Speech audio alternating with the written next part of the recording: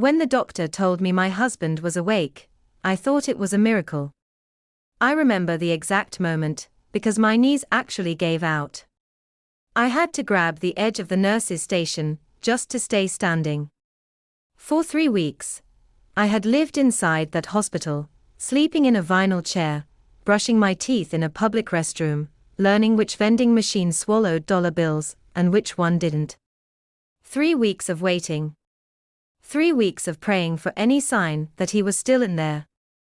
And suddenly, just like that, he was awake. The doctor's mouth was moving, explaining things, brain activity, responsiveness, confusion after prolonged unconsciousness, but I barely heard any of it. All I could think was, his back. I didn't lose him. I started crying before I even realized I was crying. Not the quiet kind. The kind that comes from somewhere deep in your chest, the kind you can't control. A nurse handed me tissues. Someone touched my shoulder. I don't even know who. I said his name out loud, like saying it might make this moment real. My husband. My partner. The man I had built my adult life around. The doctor hesitated. It was subtle. Just a fraction of a second too long.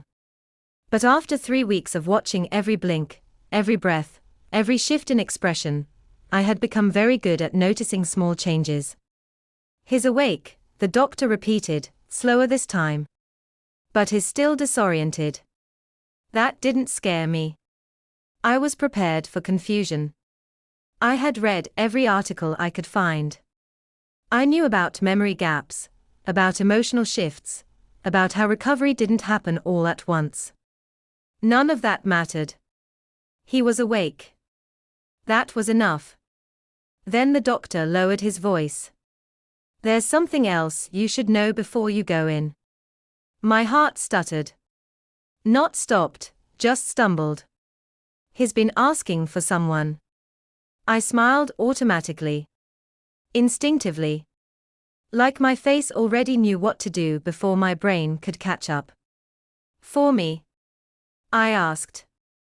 The doctor didn't answer right away. I told myself it was fine. That doctors are careful with their words. That maybe he was choosing how to explain it. That this was nothing. He's been repeating a name, the doctor said carefully. The hallway suddenly felt too bright. Too loud. The beeping of machines behind closed doors pressed against my ears. I laughed once, softly. He probably can't say my name yet. He always mumbles when he's half asleep. Another pause. This one was longer. The doctor looked down at my chart, then back at me. His expression wasn't alarmed. It wasn't judgmental either. It was cautious. Like someone walking across thin ice. It's a woman's name, he said. Something in my chest tightened. Not pain yet. Just pressure. That's okay, I said quickly. Too quickly. Maybe a nurse. Or, I searched for another explanation, anything familiar and harmless. Maybe it's his sister. He's close with her. The doctor shook his head gently. It's not a name we have on file. I felt cold all at once, like someone had turned off the heat inside my body. Still, I held on to logic. I had spent years trusting logic. Trusting him. People say strange things when they wake up, I said. It doesn't mean anything. The doctor didn't contradict me. Instead, he said, you can go in now. I walked down the hallway toward his room in a daze. Each step felt disconnected, like my body was moving without asking me first. I passed the same rooms I had passed 100 times already. The same smells. The same low hum of machines keeping people alive. But something had shifted. I stopped outside his door. I could see him through the glass panel, propped up slightly, eyes open, staring at the ceiling like he was trying to make sense of where he was. For weeks, I had imagined this moment. I had rehearsed what I would say. I thought I would cry again, or laugh, or grab his hand and never let go. Instead, my hand froze on the door handle. For the first time since the accident, I felt afraid of seeing him. I pushed the door open anyway. The sound caught his attention. Slowly, his eyes moved from the ceiling to me. They focused. Drifted. Focused again. "Hey," I whispered, stepping closer. "It's me." His brow furrowed slightly. He squinted, like I was a word on the tip of his tongue. I waited. Holding my breath. Waiting for recognition. For relief. "Where is she?" he asked. His voice was hoarse. Weak. But clear. I smiled again, reflexively. "Who, honey?" He frowned, annoyed now, like I was the one being difficult. "She was supposed to come," he said. "She knows." My smile cracked. "I'm here," I said, even though I wasn't sure why I said it like that. "You're okay. You're in the hospital. You've been asleep for a while." He shook his head slowly. "No. I mean, her." The word landed between us like a dropped glass. I pulled a chair closer to the bed and sat down, trying to steady myself. "You're confused," I said gently. "That's normal." The doctor said. He interrupted me. "What time is it?" he asked. I checked my phone. Almost 4. His eyes widened, just a little. "She should have been here by now." There it was again. That name hovering just out of reach. That invisible presence in the room. "Who is she?" I asked softly. He hesitated. Just long enough to make my stomach turn. Then he said her name. I had never heard it before. Not once. Not in 15 years of marriage. Not in stories, not in jokes, not in passing. It wasn't a nickname. It wasn't a family name. It was foreign. Personal. Real. I felt something inside me slip. Not break yet. Just slide out of place. "Is she a friend?" I asked. He looked at me like the question surprised him. Like the answer should have been obvious. "I told her to come," he said. "If anything happened." My ears started ringing. "If anything happened," I repeated quietly. "Yes," he said, frustrated now. "That's what we agreed." "We?" I stood up so fast the chair scraped loudly against the floor. He flinched. "I'm going to get the doctor," I said. I didn't wait for a response. In the hallway, I leaned against the wall and closed my eyes. My heart was pounding so hard I thought it might actually hurt me. I told myself this was temporary. That this was confusion. That comas do strange things to people. But somewhere deep down, a voice I didn't want to listen to was already whispering the truth. He hadn't woken up thinking of me. He had woken up thinking of someone else. And whatever this was, it didn't start in the hospital. I stood in the hallway longer than I meant to. The fluorescent lights buzzed softly above me, the sound suddenly unbearable. Nurses passed by with charts and quiet conversations, moving with the calm efficiency of people who did this every day. To them, this was routine. Another patient waking up. Another family moment. To me, it felt like the ground had shifted under my feet. I pressed my palm flat against the wall, focusing on the coolness of it, trying to steady my breathing. I told myself the same thing over and over again. This is temporary. He's confused. This doesn't mean anything. But the words didn't stick. The doctor found me a few minutes later. He didn't look surprised to see me there, Like this wasn't the first time a spouse had walked out of a room looking shaken. His asking again, the doctor said gently. For her? I asked, even though I already knew the answer. He nodded. Is this common? I asked. People waking up and asking for someone else. The doctor chose his words carefully. It can happen. Especially if the person was emotionally significant. Emotionally significant. Not medically significant. Not familiar. Significant. I swallowed. Does that mean she was there when the accident happened? The doctor hesitated. We don't know that. But he told her to come, I said. If something happened. The doctor didn't deny it. Instead, he said, memory doesn't always return in a logical order. Sometimes people remember emotions before details. That explanation should have comforted me. It didn't. Can you tell me what name he said? I asked. The doctor looked at me for a moment, like he was deciding whether it was his place. Then he said it. Hearing it again, out loud, made it worse. The name felt heavier the second time, like it had weight now. Like it belonged to someone real. Thank you, I said, even though nothing about this deserved gratitude. I went back into the room.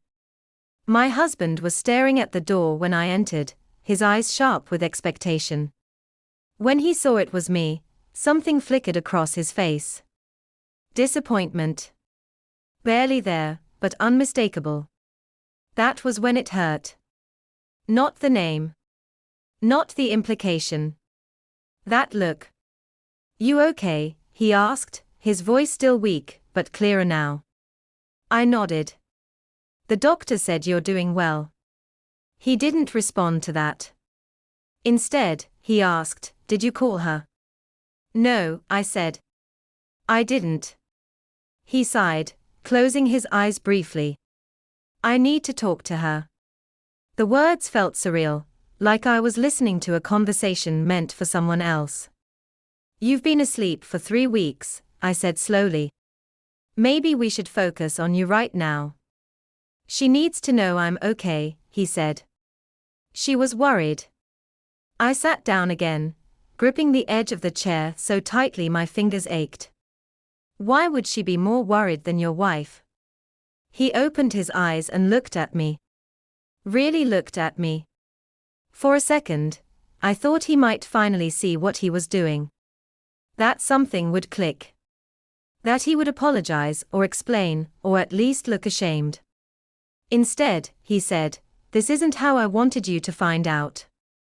My chest tightened. Find out what? I asked. He didn't answer. The silence stretched between us, thick and suffocating. Machines beeped steadily, reminding me that his heart was still beating. That he was alive. That this was real. How long? I asked. He swallowed. It's not like that. That was the answer people gave when it was exactly like that. How long? I repeated. He looked away. 5 years. 5. The number hit me harder than I expected. Not months. Not a mistake. 5 years of shared holidays, shared secrets, shared moments I would never know about. She knows about me? I asked. Yes. And I didn't know about her. No. I laughed then. A short, hollow sound that didn't belong to me. Of course I didn't. I thought about the nights he came home late. The business trips that never quite added up. The way he always kept his phone face down on the table. All the moments I had brushed off, because I didn't want to be that person. The suspicious wife. The one who overthought everything. I had been wrong. I stayed here, I said quietly. Every day. I slept in that chair. I talked to you when you couldn't respond. I held your hand when the doctors weren't sure if you'd ever wake up. He closed his eyes again. I know. And you woke up asking for her. He didn't deny it. I thought I lost you, I continued. I thought my life was over. He didn't say anything. That must be nice, I said, my voice shaking now, to wake up and know exactly who you want. That made him look at me again. This isn't fair, he said. I almost laughed. Almost screamed. You're right, I said. It isn't. I stood up slowly, feeling older than I had that morning. I'm going to step out for a bit. Don't, he said quickly. Please. I paused at the door. For 5 years, I said without turning around. You lived another life. And I was the one sitting here when it almost ended. I never meant to hurt you, he said. I looked back at him then. And for the first time, I didn't see my husband. I saw a stranger. Intent doesn't erase damage, I said. In the hallway, I pulled out my phone with trembling hands. I typed the name into his contacts. No photo. No last name. Just a string of messages that went back years. Casual at first. Friendly. Then intimate. Then unmistakably emotional. I scrolled in silence, my heart pounding harder with every line. I miss you. I wish things were different. One day, maybe. The last message was dated the day of the accident. If something happens to me, please come. She'll understand. She'll understand. I pressed my thumb against the screen, fighting the urge to throw the phone across the hallway. Instead, I did something I never thought I would do. I typed back. He's awake. The reply came almost instantly. I'm on my way. I stared at the screen, my reflection faintly visible in the glass. That was the moment I realized this wasn't just about betrayal. This was about choice. And he had already made his. I didn't tell him she was coming. I don't know why. Maybe part of me wanted to see if he would ask again. Maybe I wanted to see his face when she walked in without warning. Or maybe I just needed to know, without any doubt, who he would choose when the moment arrived. I sat in the hallway, staring at the door to his room, my phone heavy in my hand. Every sound made my head snap up. Every pair of footsteps felt like a threat. I kept thinking she might look ordinary. Someone forgettable. Someone I could easily dismiss as a mistake. That hope didn't last long. She arrived just after 5. I noticed her before she noticed me. She walked toward the nurse's station with purpose, like she had been here before. Like she belonged. Her hair was pulled back neatly, her coat still on, her bag clutched tightly against her side. She looked tired, but not surprised. She already knew. She glanced around, her eyes scanning faces. When they landed on me, she stopped. For a moment, we just looked at each other. I stood up slowly. You're here, I said. She swallowed. Yes. Her voice was quiet. Careful. Not apologetic, just cautious. I'm his wife, I said, even though something about saying it out loud felt different now. Fragile.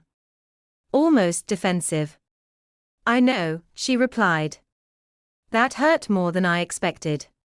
I didn't, I said. Her eyes softened, just a little.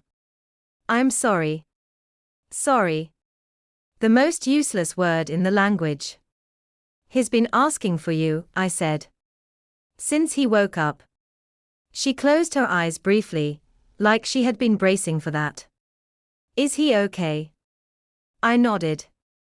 He is now. We stood there in silence, 2 women connected by the same man, neither of us knowing where to put our hands or where to look. I didn't plan for this, she said finally. No, I replied. None of us ever do. The nurse called her name then. Just her first name. Like it was normal. Like this wasn't a collision of lives happening in a hospital hallway. She can go in, the nurse said, gesturing toward the room. I didn't move. I'll give you a moment, I said, stepping aside. She hesitated. You don't have to. I know, I cut in. But I want to. That was the truth. I wanted to see it. I needed to. She pushed the door open and walked inside. I followed a few steps behind and stopped, just inside the doorway. My husband's face lit up the second he saw her. It wasn't subtle. It wasn't restrained. It was immediate and unmistakable. There you are, he said, his voice suddenly stronger than it had been minutes earlier. She rushed to his side, tears filling her eyes. You scared me, she whispered. I watched him reach for her hand. Watched her take it. That was it. No confusion. No hesitation. No memory loss. Just recognition. I cleared my throat. They both looked at me then, like they had forgotten I was there. This is awkward, I said quietly. She let go of his hand immediately, like she had been burned. He didn't. This isn't what it looks like, he said. I almost laughed. Again. It's exactly what it looks like, I replied. And worse. He shifted uncomfortably. I wanted to tell you. When? I asked. Before the accident. After you woke up. Or never? He didn't answer. She stood up slowly. I should go. No, he said quickly. Please. She looked between us, uncertainty written all over her face. I don't want to make this harder. I studied her then. She wasn't cruel. She wasn't smug. She looked human. Complicated. Someone who had made choices and lived with them. You already did, I said softly. Both of you. She nodded once. I'll wait outside. When she left, the room felt smaller. Tighter. 5 years, I said, turning back to him. 5 years, and you couldn't find the courage to end one life before starting another. I loved you, he said. And I loved you, I shot back. Only one of us was honest about it. He looked away. I built my future around you, I continued. And you built yours around a lie. I didn't mean for it to happen like this, he said. It always happens like this, I replied. Secrets don't stay buried forever. They just wait. There was a knock at the door. A nurse peeked in. Visiting hours are almost over, she said gently. One person at a time. I stood up. She can stay, I said. He looked at me, startled. You don't have to. I do, I interrupted. Because this is the last decision I'll make for you. I walked out without looking back. In the hallway, she stood exactly where I had left her. When she saw me, she straightened. He wants me to stay, she said. I know, I replied. She hesitated. Are you okay? I thought about lying. Saying yes. Pretending I was stronger than I felt. Instead, I told the truth. No, I said. But I will be. She nodded slowly. I never wanted to take your place. I met her eyes. You didn't. He gave it to you. She flinched at that. I'm sorry, she said again. This time, I believed she meant it. I turned and walked toward the exit, my footsteps echoing down the hallway. Outside, the evening air hit my face, cool and sharp. I breathed it in deeply, like it might ground me. I didn't cry. Not yet. Because somewhere between the hospital room and the parking lot, something inside me hardened. I realized I didn't just lose my marriage. I lost the version of myself who would have stayed and begged for scraps of honesty. And I wasn't going to be her anymore. I didn't go home that night. I sat in my car in the hospital parking lot with the engine off, watching the building like it might change if I looked at it long enough. Like any second now someone would come running out to tell me there had been a mistake. That this was all confusion. That he had said the wrong name. No one came. My phone buzzed once. He's asking for you. The message was from him. I didn't respond. Instead, I drove to my sister's apartment. I didn't explain much when she opened the door, just enough for her to let me in and hand me a blanket. I slept for 4 hours on her couch and woke up with the same knot in my chest I'd had before, except now it felt sharper. More focused. Shock wears off.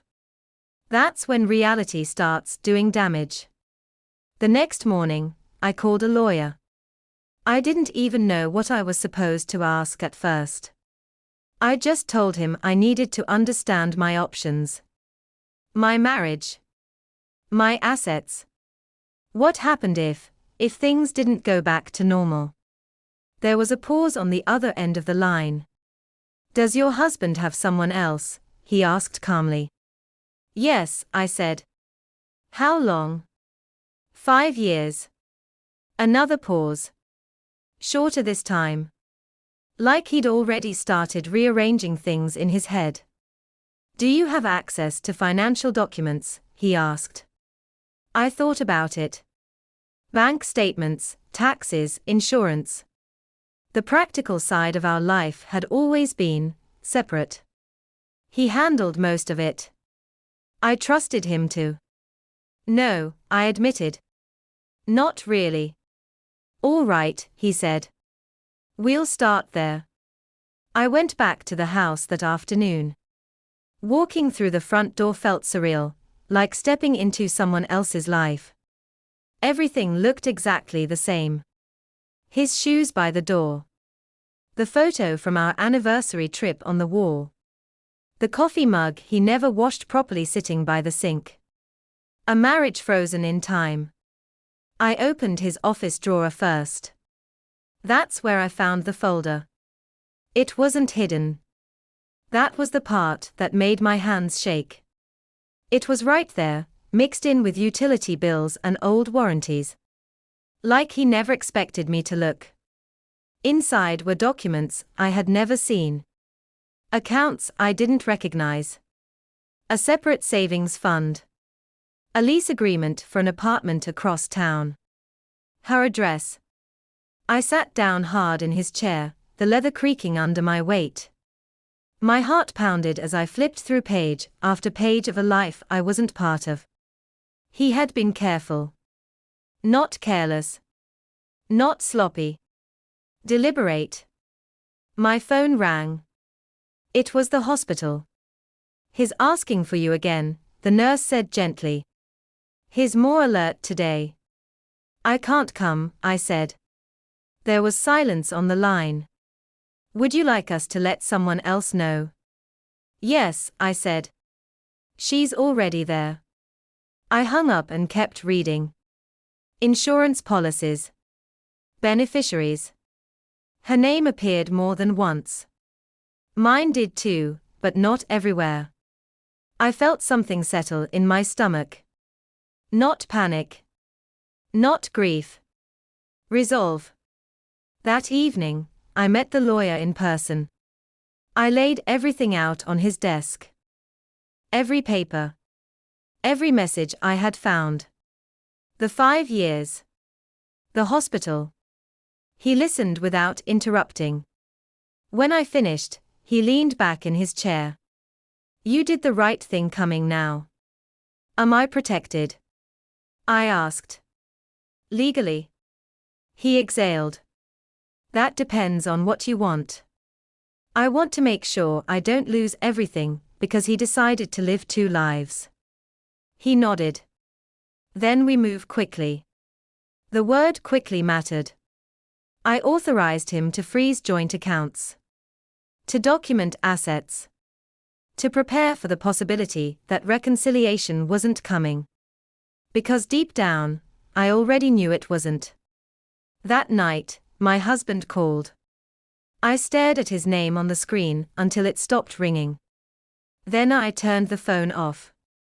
The next day, I went back to the hospital. Not for him. For paperwork. I spoke to the social worker. Updated emergency contacts. Made it clear I was no longer making medical decisions without consultation. When I passed his room, I heard laughter inside. Her laugh. It didn't hurt the way I expected it to. It just confirmed what I already knew. On the 4th day, he finally cornered me. They had wheeled him into a common area for light physical therapy. I hadn't known he'd be there. I was carrying a folder when I heard my name. "Please," he said. "Don't do this." I stopped. "I didn't," I said calmly. "You did. You're acting like this was planned," he said. "Like I chose this moment." "You chose every moment before it," I replied. He looked exhausted. Smaller. Like the weight of his own decisions was finally catching up to him. "I love you," he said. I believed him. And it still wasn't enough. "I loved the version of you I thought existed," I said. "Not this one." "She's leaving," he said quickly. "I told her I need to fix things with you." I looked at him then. Really looked. "Did you tell her because you want to fix us?" I asked. "Or because you're afraid of losing me now that I know?" He didn't answer. That was answer enough. I walked away. By the end of the week, everything had changed. Not dramatically. Not explosively. Methodically. Accounts secured. Documents copied. Boundaries drawn. I wasn't cruel. I was precise. And that scared him more than anger ever could. Because anger fades. But preparation, that lasts. The last time I saw him, the room was quiet. No machines beeping urgently. No nurses rushing in and out. Just sunlight coming through the window, and the soft hum of a hospital that had moved on from crisis mode. He was sitting up on his own. Stronger now. Clear-eyed. Awake in every sense of the word. I stood near the door, holding the final set of documents in my hands. Not divorce papers yet. Just boundaries. Decisions. The shape of a future that no longer included guessing. "You came," he said. "Yes," I replied. "I wanted to do this face to face." He nodded. "I've been thinking a lot." "I'm sure you have." He waited, like he expected me to sit down. To soften. To tell him this had all been a misunderstanding that we could still fix. I didn't. "I ended it," he said finally. "With her." I didn't react. "She's gone," he added, like the words were supposed to mean something. "I told her I needed to choose my marriage." I looked at him for a long moment. "Did you choose it?" I asked. "Or did you lose control of the story?" He flinched. "I woke up and realized I almost lost everything," he said. "You? Our life?" "No," I said gently. "You woke up and realized you were about to be exposed." He rubbed his face with both hands, exhausted. "That's not fair. I spent 5 years believing in a version of you that didn't exist," I replied. "Fair stopped being part of this a long time ago." He looked at the papers in my hand. "What's that?" "Clarity," I said. "For both of us." I placed the folder on the table beside his bed. I'm stepping back, I continued. From decision-making. From pretending. From waiting for you to become someone you should have been years ago. You're leaving me, he said quietly. I already did, I answered. You just didn't notice. He swallowed. Is there anything I can do? I thought about it. About the nights I stayed awake wondering if I was imagining things. About the trust one had handed over without question. About the woman in the hallway who knew exactly where she stood, while I didn't. No, I said. There isn't. I turned to go. Wait, he said. Do you hate me? I stopped. No, I said honestly. I don't. That surprised him. I loved you, I continued. And then I grieved you. Somewhere between the waiting room and the truth, I let you go. Tears filled his eyes. I never meant to hurt you. I know, I said. And that's what makes it worse. I left before he could say anything else. Outside, the air felt different. Lighter. Like I could breathe without counting each inhale. The divorce was quiet. No dramatic court scenes. No screaming matches. Just paperwork, signatures, and a slow unwinding of a life that had already been split in two. People asked me how I was doing. I told them the truth. I'm awake, I said. Weeks later, I ran into her at a grocery store. She looked startled when she saw me. Hesitant. Like she wasn't sure if she should apologize again, or pretend she didn't recognize me. It's okay, I said before she could speak. You don't owe me anything. She nodded, relief washing over her face. I didn't know how to leave. I know, I replied. I didn't either. Until I did. She smiled sadly. I hope you're happy. I am, I said. And I meant it. Sometimes people ask if I wish he hadn't woken up asking for her. The answer is no.